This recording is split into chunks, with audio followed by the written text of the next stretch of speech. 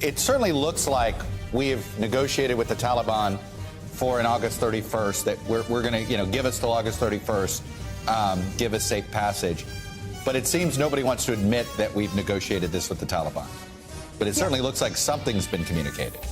Yeah, absolutely. I mean, we know there are communications now at both the State Department level and now at the military commander level. So Admiral Pete Vasely, who's there, the two-star on the ground in Kabul, is having talks, primarily technical talks, with the Taliban commander there, who's sort of his counterpart.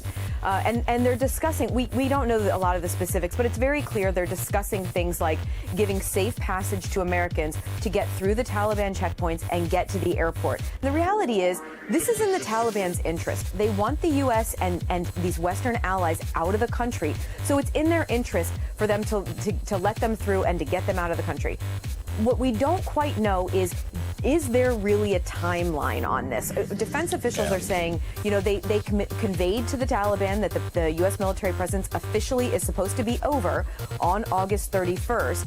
Did the Taliban accept that? Or is there any wiggle room if, in fact, they can't get all Americans out by then? We just can't get those answers. And the reality is, I suspect that's because these conversations are still ongoing and nothing is really set in stone on that yet. Precious. Every drop. How is everything down there? Have we healed? Mm-hmm. You see what a few weeks of rest can do? This minute, there's a sergeant in the 82nd Airborne Division sitting on a C-17 cargo jet on his way to Afghanistan. Let's call him Sergeant Reed. He's around 35 years old and he grew up in the northwestern part of the United States. He's been in the U.S. Army Infantry since he was 18 years old and he's already been deployed to Afghanistan twice before in the past. His battalion of 1,000 soldiers have been retasked from their original mission to go to Kuwait and diverted to the Kabul airport to help provide security for the chaotic final withdrawal that's unfolding there. This would allow the Pentagon to check a box, proof that they're providing security for the last remaining airport in the country that the US military still has any control over. Some of the younger guys in his platoon have never been deployed before and are nervous even if they'd never admit it. Truth be told, they prefer this mission to Kuwait. One last chance to do their job. Once they land, Sergeant Reed is temporarily shocked by the horrific scene in front of him. Thousands of civilians mob the airport. Afghani people are clinging to the sides of evacuation aircraft as they take off.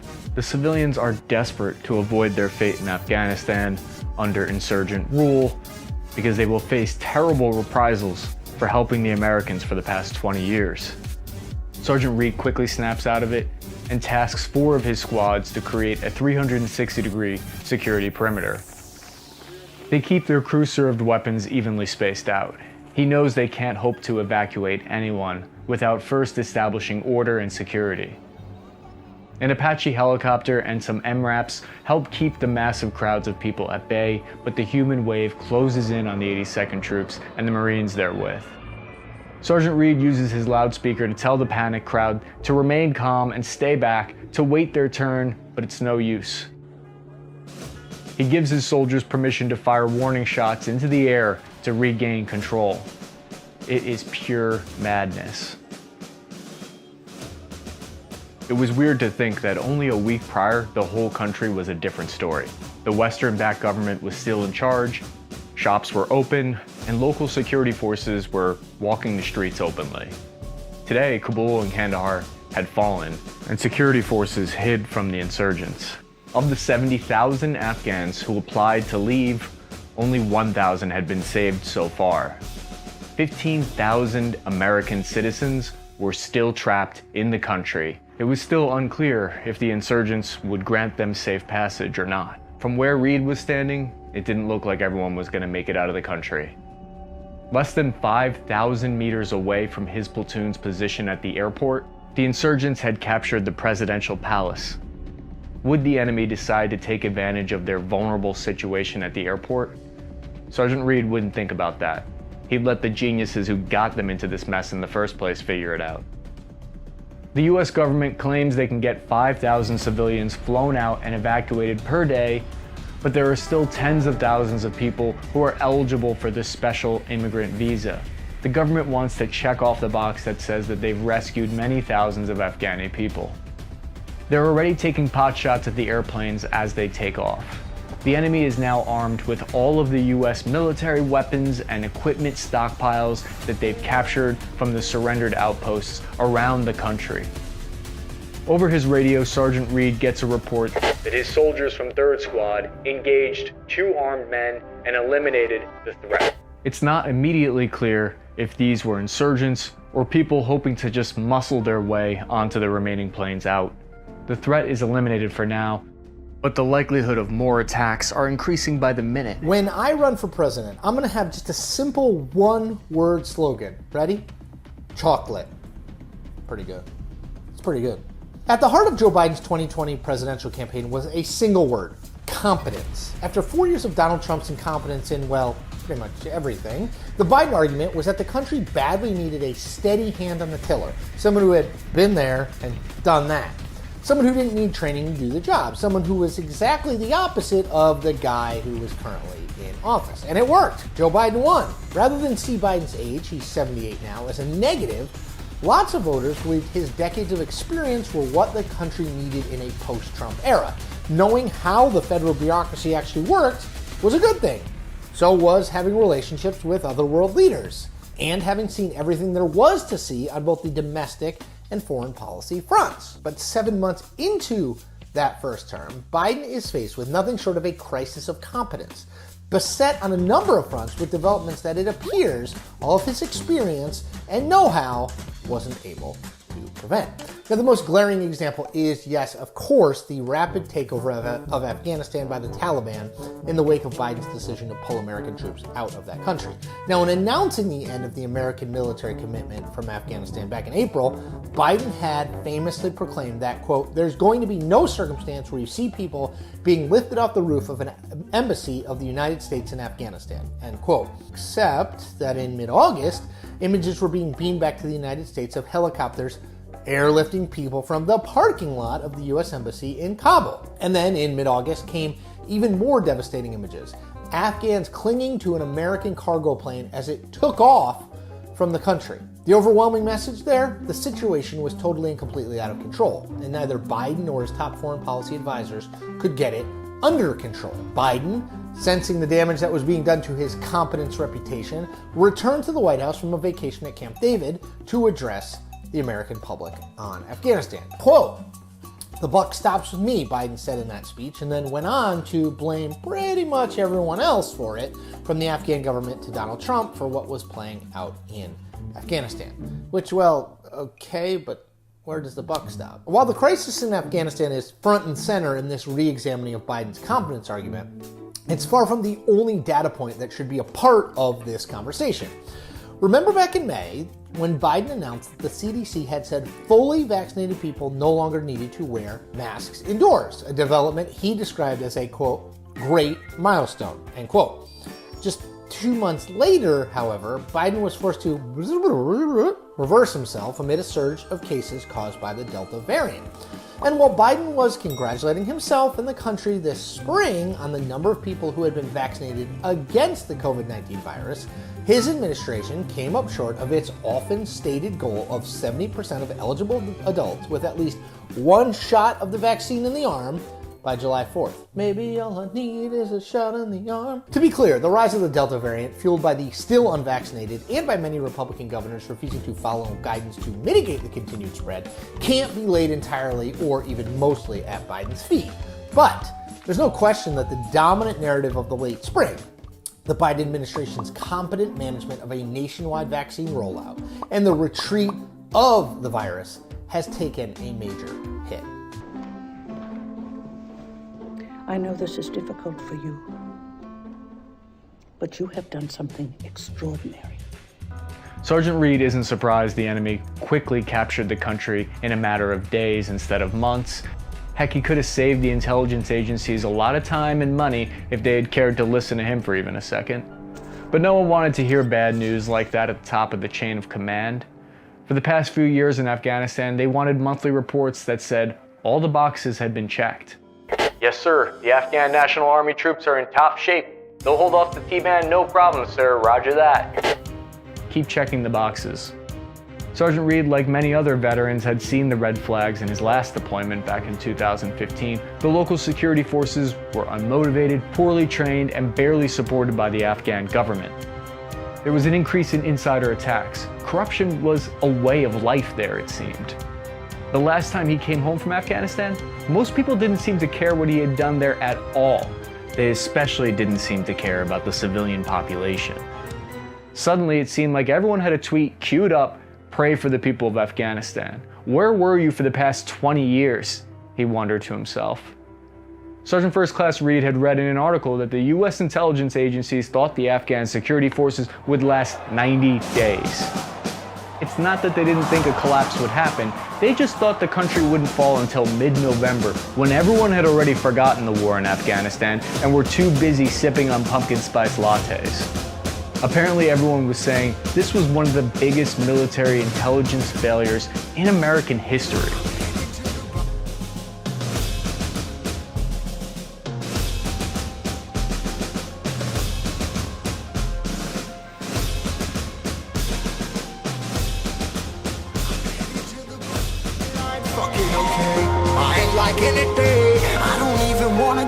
I'm just smoking my haze. I've been stuck in my ways. I've been stuck here for days. I've been staring at the clock as the radio plays.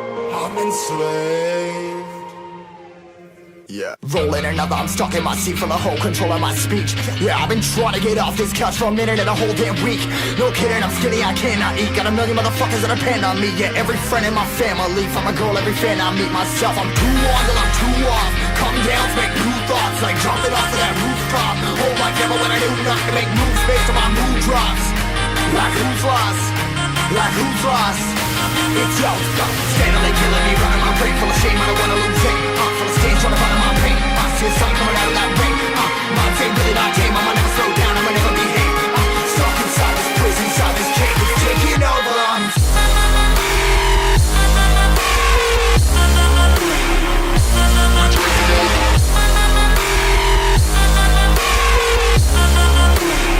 Yeah, I'm a slave for you.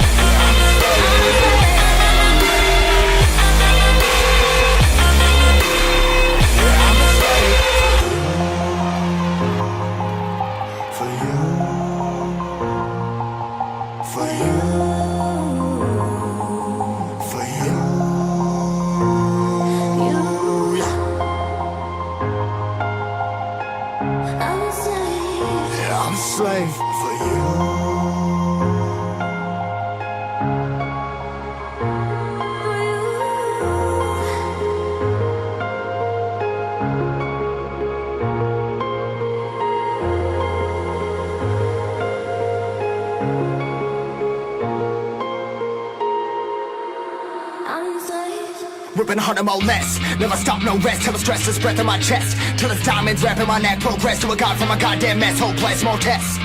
More blessed. Dug deep down trying to find my best. Find a beast, had to kill a conquest. I'm next. I'm too on till I'm too off. Come down to make new thoughts. Like jumping off of that rooftop. Hold my camera when I do nothing to make moves based on my mood drops. Like who's lost? Some boxes had apparently been left unchecked. His first deployment all the way back in 2010 was as a know-nothing private, a young 21-year-old man. He looked back at those 14 months as some of the best and worst times in his life. 2010 was one of the most difficult years for the US military in Afghanistan, and his unit had helped recapture lost territory. They'd helped retake Kandahar. It seemed like when he left, the country was back on track. In his second tour, years later, he actually had some responsibility. He was a squad leader. Still in his early 20s, he had more responsibility than all of his friends who were still going to college. His unit oversaw the construction of a school. They built 2 roads, and they even helped train an Afghan army company of soldiers. Truth be told, he was a little invested in their success at this point. He actually started to let himself think that maybe he had done some good there. Maybe he had accomplished something worthwhile in his life. He had checked the right boxes. His buddies, of course, were upset when they heard the news that Afghanistan's president, Ashraf Ghani, left the country and the Taliban had captured the majority of the country without firing a shot.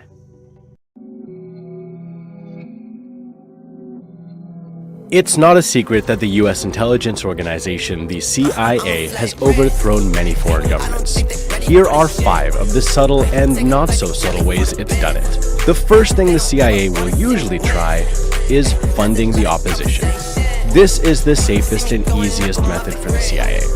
It can be as simple as giving money to opposition groups or as complicated as supporting a military coup. And it happened in South Vietnam in 1963. Similar instances happened in Brazil and Guatemala. Declassified documents show how the CIA supported the coup plotters, namely Vietnamese generals, to oust the country's leader, Ngo Dinh Diem. Number 2. Assassination. Killing leaders to install a US-approved party is another option. The CIA continuously tried to assassinate the democratically elected leader of the Congo, Patrice Lumumba. They succeeded in 1961. But public support for Lumumba was so high that they couldn't put his opponent in power. What followed was 4 years of political chaos. Hey guys, this is Tommy with Tommy Nation Politics. How's everyone doing today? Tommy Nation Politics.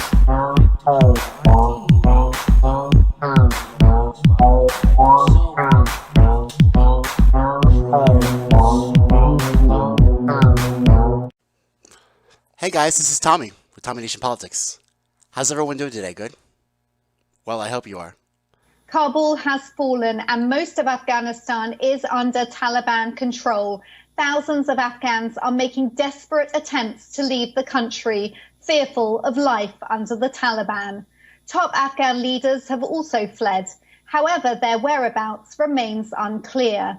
The big question is, where is Ashraf Ghani? What we know for sure is that Ghani has left Afghanistan. According to reports, Ghani fled Kabul as the Taliban closed in. Ghani reportedly left with National Security Advisor Hamdullah Mohib and another associate.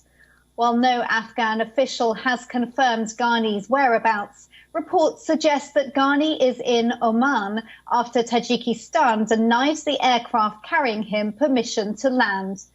Ghani may be headed to the United States, as Washington had firmly backed him all these years. But now that he has left Afghanistan, does Washington still recognize Ghani as the Afghan president?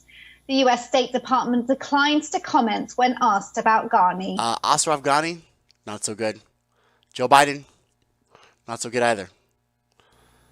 There has not been a formal transfer of power. There has not been a formal transfer of power. Who does the United States recognize as the leader of Afghanistan then? So this is something that we are working, again, with the international community.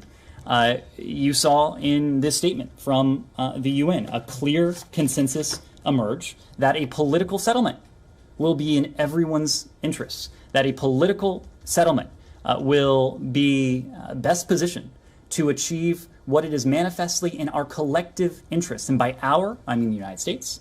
I mean that of our allies and partners, but also importantly, probably most importantly, the interests of the people of Afghanistan.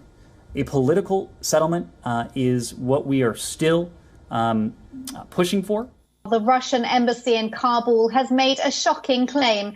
They say the Afghan leader fled the country with loads of cash.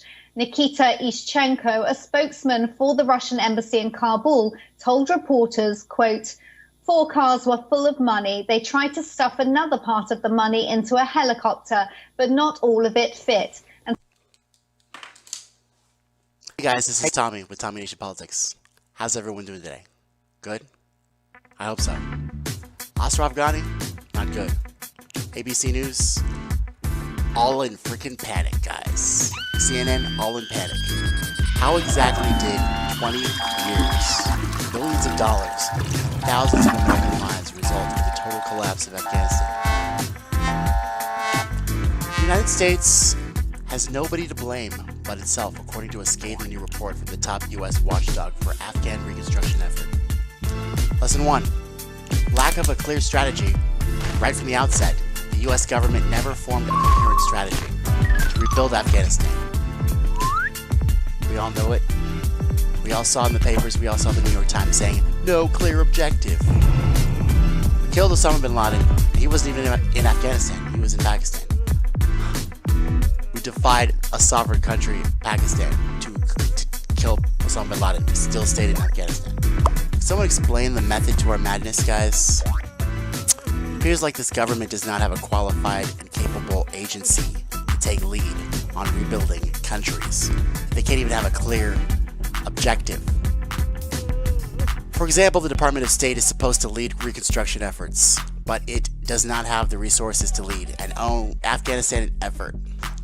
The Department of Justice, Homeland Security is awash in resources to execute strategies, but not for large-scale reconstruction missions with significant economic governance. It's amazing because as our own country slips into poverty, as an example of the resources of imbalance, the military has only slightly fewer musicians than the State Department for foreign service officers, 7,400 in total, who make up the backbone of the agency of Homeland Security. But that doesn't mean defense has the expertise to rebuild a country, especially given the lack of funding oversight. Defense is used. It's a lack of funding. I mean, $1 bajillion every single year, guys. It's such a lack of funding. So not funded, huh? Lesson 2 of this quagmire, guys. Unrealistic timelines and expectations. So, I don't know if you saw my previous videos, guys, but you saw the presidents back to back talk about how they were nation building, how they wanted to get this constructed military that's going to be trained with our own, people. We gave them all the weapons that they could use. We literally introduced them to our Saudi friends. They're amazing. And the minute that there was the Taliban trouble, they all just ran the fuck away. So that brings me down to question number 1 is, who were they fighting for? Were they fighting for us? Because we're gone. I don't think they were fighting for a lasting peace. I don't think they were fighting for, what did Barack Obama say? A sovereign nation. A lasting peace. A democracy. A seed of democracy, guys. The seed of democracy, guys, is dried out in the desert. The U.S. government consistently underestimates the amount of time required to rebuild Afghanistan, as well as other countries. Like, let's say, for instance, Libya, when they turned it into a slave state, when they got rid of Gaddafi. All we do, guys, is we take little snowflakes and we create avalanches. It's pretty much all we do with our military interventionism and our regime change wars. Timelines and expectations, guys. Afterwards, after an avalanche, prioritizing spending quickly. These choices increase corruption. They reduce the effectiveness of programs. And they don't seem to sustain a fighting military for less than 2 days. So lesson 3, guys, unsustainable improvement projects when you're constantly trying to turn a corner in 18 months, as President Barack Obama did during the Afghanistan surge. Between 2009 and 2011, money is spent fast and hard, and that's unsustainable while trying to rebuild a stable country. Reconstruction programs are not like humanitarian aid.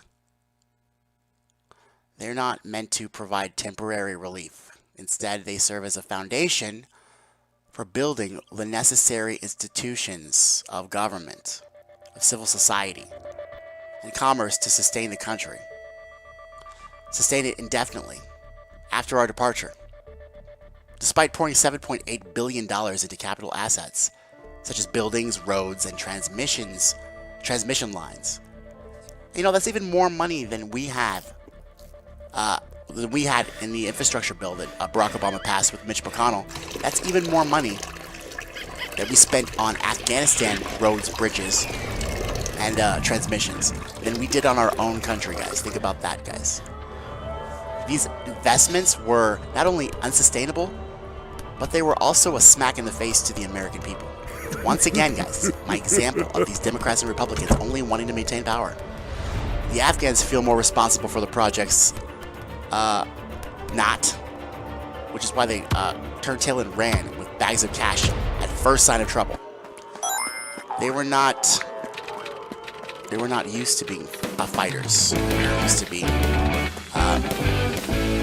They're not used to being against warriors such as the Taliban, who have fought for thousands of years. No, guys, in the midst of a religious war that has been raging on, in the midst of many differences and many kinds of conflicts that we still don't understand thoroughly, this unsustainable effort to nation build with Afghanistan and to produce a seed of democracy, guys, has only produced many deaths of the men and women in uniform of the United States of America, the ones that stand behind our fight for freedom. No, in vain. Just like Edward Snowden is in exile in vain, though.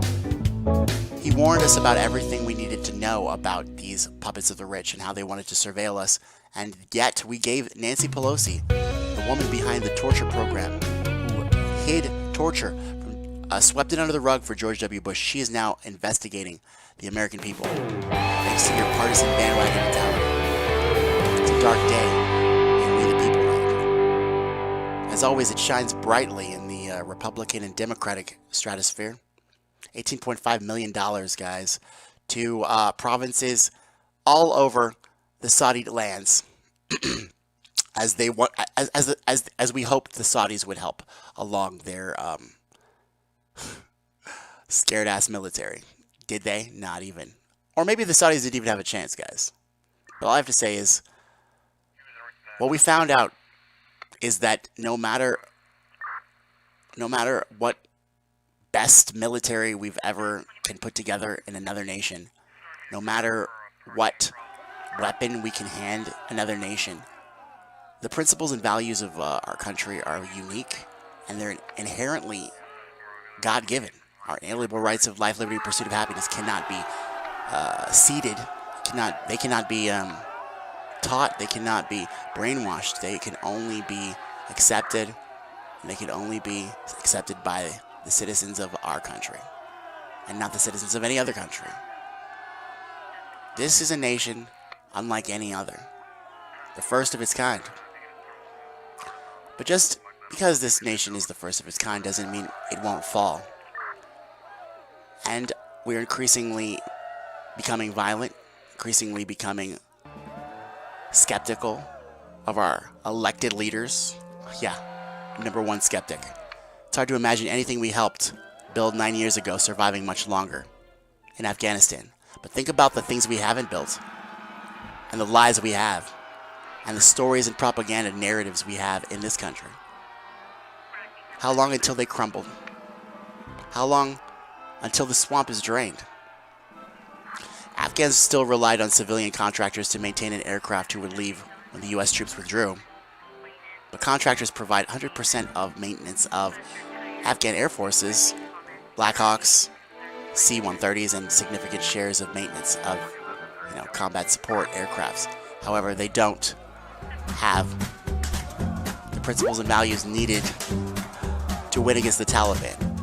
Indecision, ignorance, and incompetence. How top U.S. leaders lost Afghanistan? Well, to start, it wasn't even ours. It was never ours. And fixing this country before we fix our own is not only a vain attempt at arrogance, but it was the very thing that produced Donald John Trump in the first place.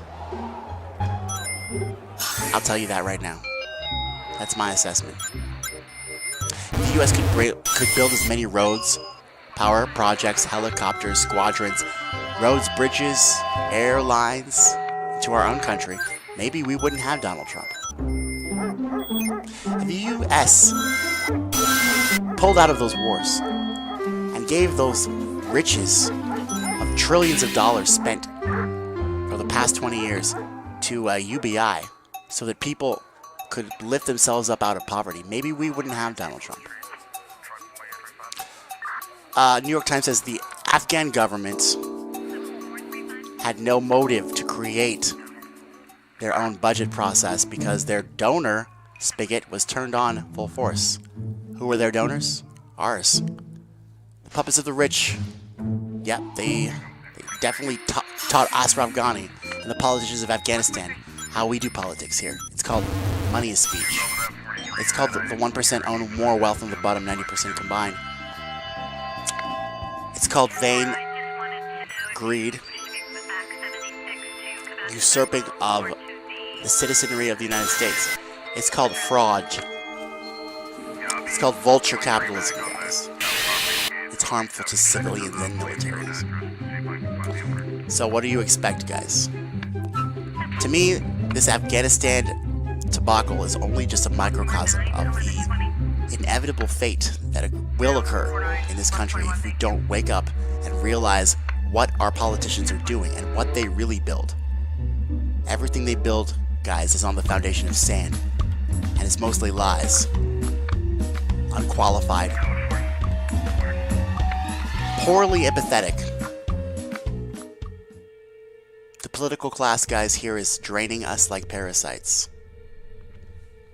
Unmistakably low quality is our country. Very low quality. The government constantly taking on new large-scale reconstruction projects without first guaranteeing enough personnel resources is the lifelong tradition of the United States of America and the executive branch thereof. The legislative branch helps the executive branch kick the can down the road. Till here we are. There is no road. There is no more road, guys. Even the U.S. military, which has reserves larger than most government agencies, struggled to meet the vast commitment at times of Afghanistan. Like in 2005, the U.S. sought to train and equip Afghan National Police and Afghan National Army. But to do that, the military needed 635 police mentoring teams, though it only had 90, and many of those were stretched thin. That led to helicopter pilots, Navy SEALs, or other service members who had no business training police become more familiar with policing. Does that not ring a bell in our own country, guys? Who are the police now? But the meathead dragging, no-dose crunching, monster drinking meatheads. Ignorance and incompetence, guys. Ignorance and incompetence. Ignorance and incompetence make it hard to succeed in a nation building or any kind of building strategy. And greed limits your options. Let this be a lesson, guys. Oh, you are so lucky, so privileged. Words of Ann Dowd, or Aunt Lydia from Handmaid's Tale. Let this be a lesson.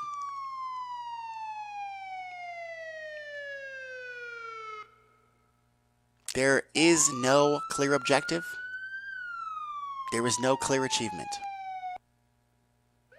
The capabilities of more than 600 soldiers with 2nd Kandak Brigade, security and stability through the Helmand Province, thousands of U.S. troops and British troops and French troops and Austrian troops, former Tech Sergeant William Monahan as the general, embedding all Special Operations Task Force with high frequency, strategic, objective communications. All these things, guys, were proved completely erroneous and impertinent to the Taliban, the ones who have ruled this country all along. And it is a testament to the arrogance of American exceptionalism. That's what Afghanistan is to me. 1.2 billion. So you go what do you think it is, guys? Let me know what you think. Is it Saigon? Is it Vietnam? It's all those things, guys, wrapped into one. It's the American dream unraveling. The American dream. You have to be asleep to blink. Individuals and their families have been separated. Deployments have been engaged. Children have grown up without family members. Loved ones have died and passed on to another life. Those children will never know their fathers or mothers. And our military that we have put together so carefully and specifically, so objectively, with $300 trillion and counting on the debt bill, non-existent security forces, Taliban regime rules, and American men and women that will never come back to their families again. Let's not make the same mistake again, guys. Let's not make the same mistake as the predecessors of the 90s and 2000s. The 40 years of neoliberal policies must stop. The 40 years of neoliberal policies must stop, guys. The lessening oversight, the unchecked waste and fraud, the indecision, the corruption, the ignorance, and incompetence, guys. It's how we lost Afghanistan. It's also how we're going to domination politics. 2 censuses ago, soon to be. Estimated that 200 million people have died. Probably by the time I finish this talk. Unnecessarily, now we have over 120 million dead from COVID. That's why I made it a priority in my entire career to work closely with you. From the time I got to the Senate 180 years ago. You know, as far as my tenure as vice president. Where do your hands belong?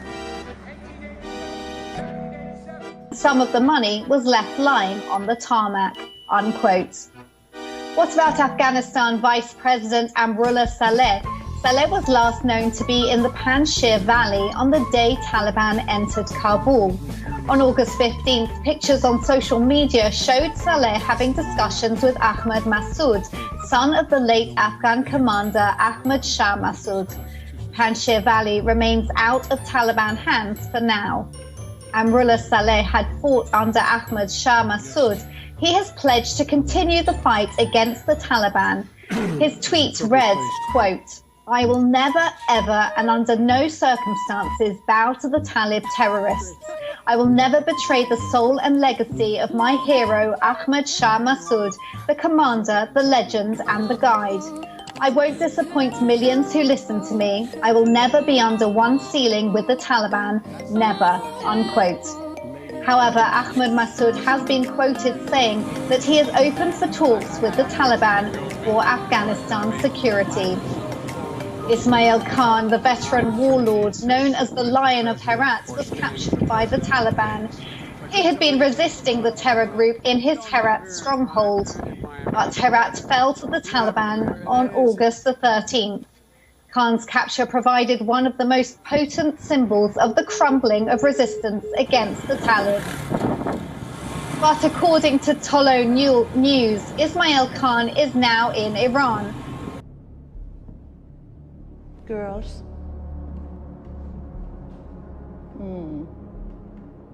I know this must feel very strange. But ordinary is just what you're used to.